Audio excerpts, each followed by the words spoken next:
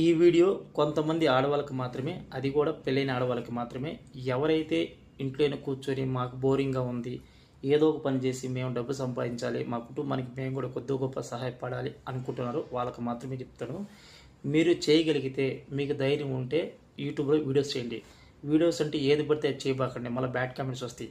నేనేమంటానంటే, కొంతమంది ఈ మధ్యకాలంలో చాలామంది ఆడవాళ్ళు సోషల్ మీడియాలో వీడియోస్ చేసి బాగా డబ్బు సంపాదిస్తారు. కొంతమంది ఆడవాళ్ళు కూలి పనికి వెళ్తూ ఉంటారు, తోట దుడ్డి అలాంటి వీడియోస్ తీసి పెడతా ఉంటారు. కొంతమంది టైలరింగ్ చేస్తూ ఉంటారు, అంటే బట్టలు కుడతా ఉంటారు, అవి తీసుకొచ్చి వీడియోస్ పెడతా ఉంటారు. కొంతమంది ఇంట్లోని వాళ్ళు ఏం పని చేసుకుంటారు, ఈరోజు ఏం కూర చేశారు, ఏంటి ఏంటి స్పెషల్, అలాంటి కొంతమంది వీడియోస్ చేసి పెడతా ఉంటారు.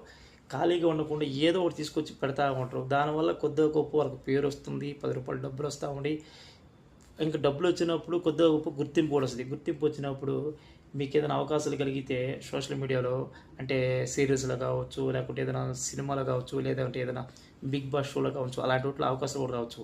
నేనేమంటానంటే ఒక ప్రయత్నం చేయండి. అలా అని ఏది పడితే చేసి మళ్ళీ మీరు బ్యాడ్ కామెంట్స్ పెట్టుకొని బాధపడే కన్నా వేస్ట్. నేనేమంటానంటే మీరు చేయగలిగితే, మీకు ఓపిక ఉండి, మీకు ధైర్యం ఉంటే యూట్యూబ్లో వీడియోస్ చేయండి.